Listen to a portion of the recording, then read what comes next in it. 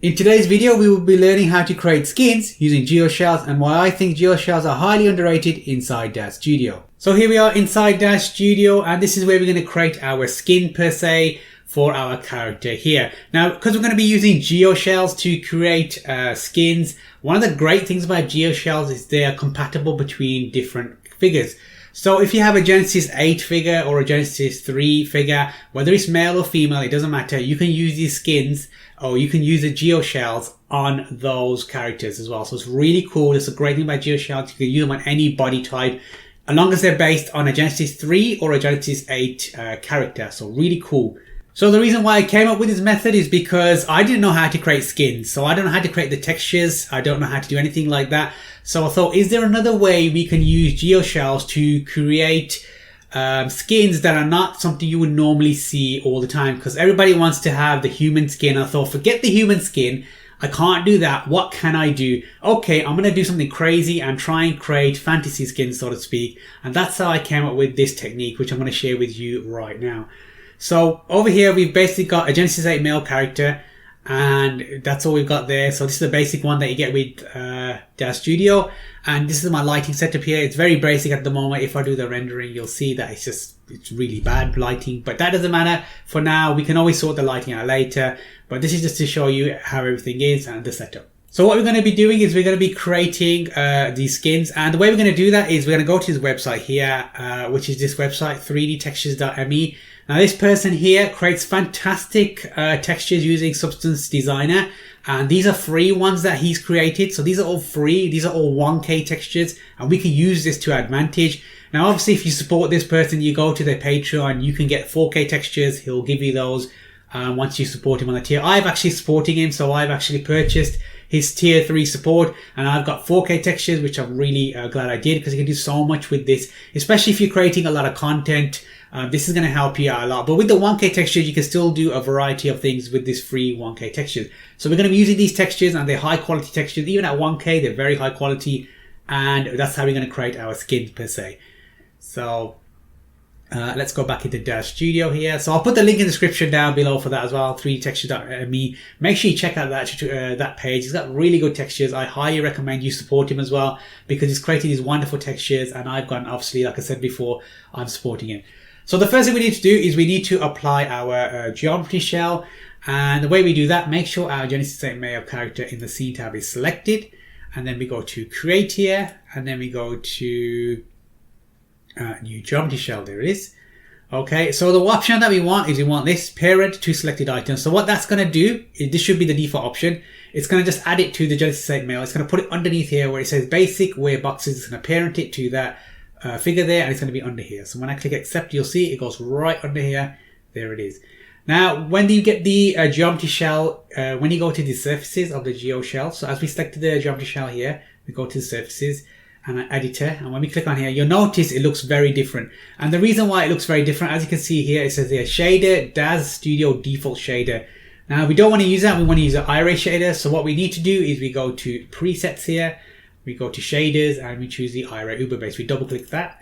Now nothing changes here in the actual viewport here, nothing changes. And when we go back to the editor now, you'll see it looks very familiar. So we've got the Iray shader now that's going to be using, the Iray shader is going to be used as its base for the Genesis 8 male Geoshell here. So the first thing I want to do is I want to remove the items that I don't want the Geoshell to apply to. So what I'm going to do is, I don't want it to apply to the eyes, so I'm going to go click Control, and I'm going to click on the specific surfaces that I don't want it to apply to. So eye moisture, eye socket, fingernails. If you want it to apply to that, then yes, leave it on. So actually I'll leave the fingernails on.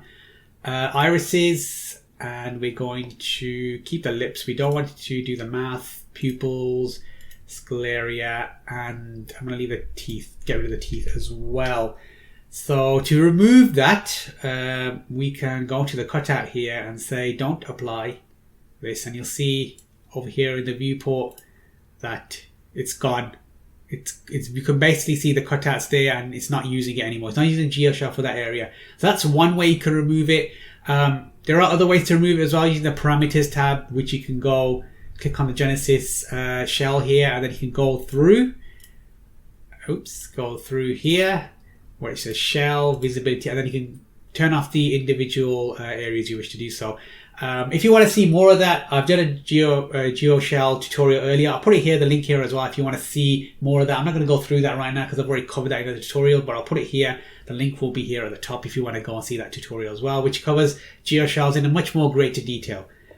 So let's go back to our surfaces. Cool. Okay, so that's all set up. So we're going to use those textures to create this unique skin, so to speak. So for the arms, for the ears, for the face, fingernails, the legs, the lips, and the toenails and torso, I've selected all them because I'm going to apply the same map. So this is going to save me time. So when I apply the map to the base color, it's going to apply to all of these that are selected here for the surfaces. So let's click on here, click on browse. Now I'm going to go find it, which should be fun. So these are all the 4K ones that I've downloaded from that website that I'm actually supporting that person who's creating them. So I'm looking for Stonewall 12, which is this one here. And I want to apply this base color. I'll show you what it looks like. It looks like this. So it looks fairly boring, innocuous. Doesn't look anything magical or anything, but we're going to change that as you'll see. So I'm going to add the base color here. Cool. And let's have a look at what it looks like. Put the NVIDIA Iray preview so you can see what it looks like. Now, obviously, we've just added the base color. There's nothing great about it at the moment. There's no normal maps applied or anything like that. So it's just basically, we've just painted it on. There's nothing to make it look like it's a 3D effect or anything. It's just like there's a paint over it. So nothing fancy. Anybody can do that. So the next thing we're going to do is apply some color. And obviously, I'm trying to create this character, the Thing character from Marvel Books, Fantastic Four. So that's what we're doing. So I've got my orange color here that I've already saved in my presets here. So orangish kind of color. And we're starting to look more like the Thing. Okay. So the next thing I want to do is we're going to add some translucency to it. So let me just zoom in here so you can see why we're going to add translucency. So the reason why we're going to add translucency to give the effect of the skin of like a jelly bean effect. So if you've ever seen like a jelly bean, it's kind of translucent inside the jelly bean. You kind of see through it. So that's what we're trying to do. So the setting that I had was 0.5. And then we get the option for translucency color. Now the translucency color, I want the same as the base color. So I'm going to change it to this here. All right. So now it's a bit more translucent. If we go higher, you can see what happens. It takes more of the color of the translucency. So this is something I've played around with already, and I've realized that 0.5 is a really good setting for me. Obviously, when you're doing this yourself, you want to experiment with the translucency weight to find the ideal weight that you want to apply to your skin, whatever skin you're trying to create. So it's definitely a case of discovery. You need to discover what's best the settings are. All right, so let's go through here. Glossy layered weight, we will leave it as it is. So glossy color white, which is cool, but I want to control the glossy color. So I'm going to go to the map here. I'm going to add some map, and the map we're going to add, even there's no specular map here, we can still use these maps here. So let me just do it so you can see. There we go. We can still use these maps here to control the glossiness. So remember, glossiness is anything that's white on this map, it will show up as glossy. And anything that's dark, it won't show up as glossy. So we can go with this height map here. So we get a bit of glossiness here, and then we won't get the glossiness everywhere else. So we can add that there. All right, and you can see the glossiness. Obviously, the glossy layer weight needs to put up to 1, and then you can see more of that. Now, obviously, there's not much going on at the moment. Still fairly basic in terms of our skin texture. Not really good. So let's carry on. Nothing to be worried about there. The next thing we want to do is add our normal map. So browse here, add our Stonewall normal map. There it is. Okay, again, nothing much has happened so far here as well. So at the moment, it doesn't look anything fancy or anything like that. Nothing great at the moment. No problem. Okay, so the cutout opacity controls how much we're going to use of the Geoshell. So at the moment, it's 0.5. If I reduce it, you'll see that the Geoshell kind of goes more invisible, and if we increase it more, the more cutout opacity we have. So I want to put that to full, to 1, and as you can see, it's starting to look way better now. Look at this really cool effect. Now, obviously, there are a few problems with this straight away. As you can see, we want the skin to seamlessly meld together, so to speak. So as you can see, this bit's bigger compared to the face. So we need to change that. And the way we do that is we need to go to the individual surfaces here and remove the horizontal tiles, the horizontal offset, the vertical tiles, and the vertical offset. So what I'm going to do is we're going to leave that for now. And what I want to show you now, I just want to show you very quickly, we'll sort the tiles out for each surface very shortly. But what I want to show you right now is the option that most people don't use, and that is displacement strength. Now, displacement in Iray doesn't work as it should with Iray. It kind of starts to really deform the mesh a lot, but we can use that to our advantage. So someone may think displacement is a disadvantage in Iray. I think anything that's a disadvantage can also be used as an advantage. So with the displacement strength, we're going to add a map to this. Now with the displacement, the way the displacement works, the displacement strength map, if it's white, it will displace outwards, so it will extrude. And if it's black or a darker color, or if it's gray, it will extrude inwards. So we want it to extrude outwards to give that kind of like 3D effect where it's kind of coming out of the skin. It's kind of almost part of the body. So we're going to use this one here, stone wall ambient occlusion. Click open for that. Now obviously nothing's happened because the displacement strength is at 0. So I'm going to increase this to something like 3. And now you'll see, if you especially look at the face, you'll see that it's starting to deform now. It's starting to deform. You can see the deformation happening here. And we're getting that 3D effect. We're getting that 3D effect. We're getting the effect, even if you look at the ears, especially the ears. I'll just move my mouse away so you can see the ears here. You can see that it's starting to deform and it's starting to look like the thing. We're starting to get this really unique effect where it's part of the skin. Now, obviously, you can probably see here, over here where the torso meets the face here. So you can see this kind of like mark here. Don't know if you can see that line. We need to fix that obviously. But obviously if you're far away, you won't see that. So that's where the horizontal tiles come in, the vertical tiles. But you can see how powerful this is right now just by using displacement strength, which many people consider not to be great, especially if you create like horror skins or something like that. This is fantastic for that. So it's really something you use to your advantage. So let me just remove that away. Cool. So let's actually sort out the tiles. So for the torso, which is the main here, we can see if I go to surface selector, you'll see the torso gives an outline on what the torso covers. So you can see it covers all this area here. And obviously it's far too big, so we need to play around with the tiles. Let's start off with, go down here, tiles. Let's try 3 and give me 3 for the vertical as well. Does that give me? All right, cool. That looks pretty good. It looks like now it's part of the face as well. The structure of the face looks pretty similar size. Okay, didn't do anything there. Just added 3 horizontal tile, 3 vertical. Let's have a look at the arms now. So what I'm going to do is just increase the intensity of the sun so I can actually see the arms. Let's turn this around. Arms. So click on the arm and the surfaces. That looks a bit too big, so we may need to reduce that. So increase the horizontal, maybe increase the vertical a bit. There we go. That looks pretty good. Looks like it's seamless now. It's part of the same texture, so to speak.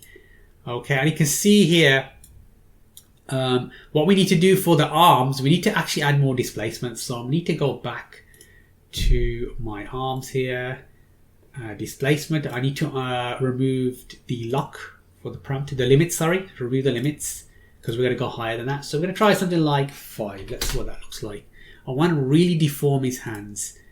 That looks pretty cool. Okay, now obviously because we've created the displacement here 5 for his hands to make it look more like the thing, what I need to do now is I need to, you can see here, slight problem that we've got it, the displacement has come out too much, as you can see, and now the torso needs to match that. So our torso needs to be the same as our arm now. So go back to our torso, and the displacement for that needs to be 5 as well. So remove the limits, 5, so it matches up. Okay, so yes, we have a few problems with the clothing here, which I will go through as well, how we can resolve that as well. But now we have another problem here. If we go to the back here, you will see, let me just turn the sun around, turn the sun so we can see a bit more of that. turn the angle of the sun here. There we go. You can see now that we have got a problem, meaning that the torso is thicker now and our face isn't thick enough. So you need to make a choice of whether you're going to resolve this as well. So for our face, the displacement will need to be increased. So we could do it to 5, but you'll see what happens when we do it to 5. You can't see the eyes anymore. The eyes go away because the displacement around that area is gone up. So it's a decision you'll have to make whether you want to see the eyes. So you might have to go to 3 or maybe something like that if you want to see a bit of the eyes. Then you'll have to bring the torso down a bit. So the torso may have to come down to 3 as well. And then the arms will have to come down to 3. So you have to see that, you have to make sure that everything matches. So the skin is basically seamless. Alright, that doesn't look too bad. Let's have a look at the hands, because I really did want thicker hands, but I think that's okay. That will do. Okay, so now it's starting to look a bit like the thing. We've got the deformation of the skin. We've got the kind of rock part of the skin, which is really cool. Let's sort out the legs as well. So the legs, if we go to the legs here, so that deformation will need to be the same, 3. Okay, the displacement strength, sorry, needs to be 3 for the legs. And we need to sort out the tiles. So we go to tiles, which is further down here. And let's have a look at the tiles. So I needed to get it to match up with these. So we can try 2 for the horizontal and 2 for the vertical. See what that does. That doesn't look too bad. Okay, that looks pretty good. And the feet as well, not too bad as well. Maybe could do with a bit more displacement, so we could probably go higher on this actually. 5, there we go. And the reason why we could go higher on this is because you can't see where the join is for the legs and the torso, because we're covered here by the shorts, so we can go higher on that. But as you can see, the higher you go on displacement, the more you get this issue with the clothing. It's coming through the clothing. If I reduce the displacement strength to 2, you'll see that it's okay. So the more displacement you do, the more it comes out, extrudes out. So that's a decision you have to make, whether you want more or less. Okay, so that looks pretty good. I am happy with that.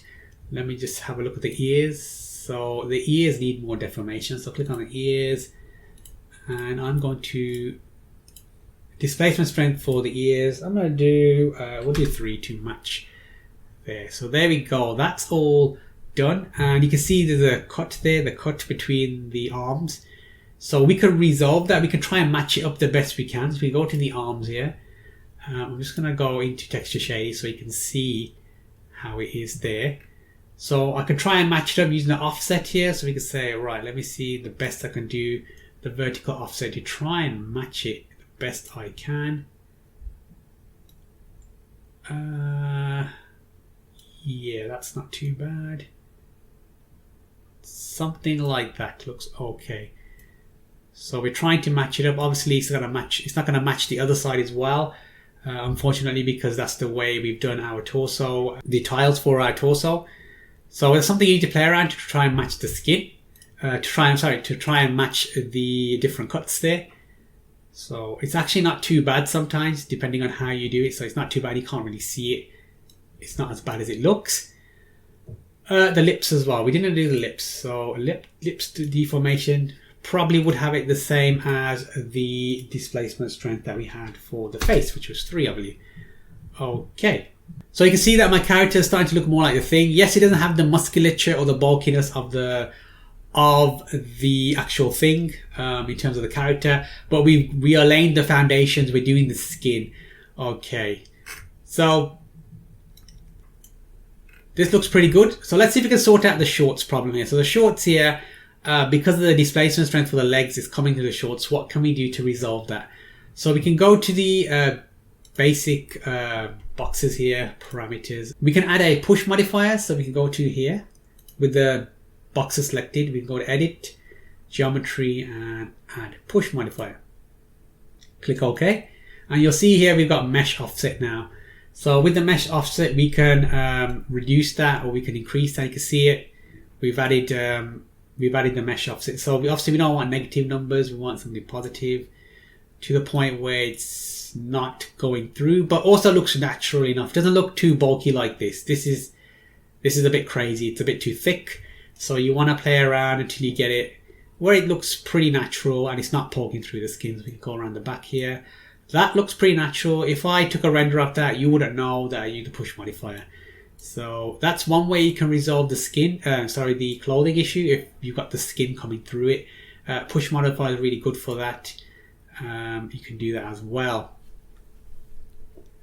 So we resolved the issue with the clothing. Absolutely great, fantastic. So at the moment it looks kind of plain and basic because the lighting isn't very good. So that's one thing you need to work on is the lighting. Now this lighting is really bad. Obviously it's the sun.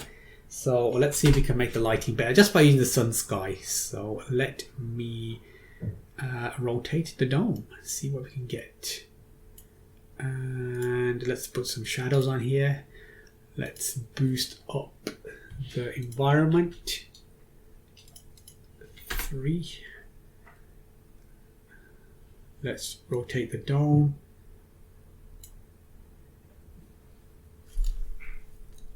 Okay, so you can see the specular here coming through. We can see the translucency coming through now as well. So as you can see, the lighting makes a lot of difference. Now we get to see all the little grooves, the 3D details of the skin, so to speak, the fake 3D detail, thanks to the normal map here. And you can see some translucency here of the nose, looking really cool indeed, and of the lips as well. So lighting makes a very big difference when you're creating your skin, your characters, when you want to look really good. That lighting really adds a lot as well. So we can obviously go and change the way that works. So if I click the appropriate surfaces, so face, legs, lips, and it was the torso. I think that was it. Yep. So if you have a look at the glossy color, we can have a look at the glossy roughness maybe. Maybe we could increase the roughness, so 0.25, and that'll make it a bit more shiny. As you can see here, the roughness of the skin. So it's almost like there's like some lacquer on the skin. So it's a bit more shinier if you wanted that. If you didn't want so much more of a shiny skin, you could either reduce the glossy layer weight, or what I normally do is just reduce the color. So you can say, hey, use slightly grayer glossy skin, so it's toned it down a bit if you don't want it too much. Okay. So there's so much you can do with this with using just textures. With textures now, we just create a very simple skin here, and then you can save this skin and use it on another figure if you wish to do so. So what I'm going to do right now is I'll save this. So make sure your Genesis 8 male character is selected. We're going to go to File, Save As, Wearable Preset, because it's a wearable preset. And then you can save it wherever you want in your My Daz 3 library. You can choose I created a Geoshells folder in my Daz 3 library. So I can just click on there and my vendor name. But you don't have to have a vendor name. And it's a Genesis 8 male Geoshell. And I can just call it the thing. Press Save. And then it gives you this dialog box. What do you want to save as a wearable preset? Now we just want to save the Genesis 8 male shell. So untick these and click Accept. Okay, cool. So that's saved, and I'm going to show you now that it works on any character. So I'm going to choose a Genesis 3 female character, and I'll show you that when I apply the skin, it works for it. So let me just set that up right now.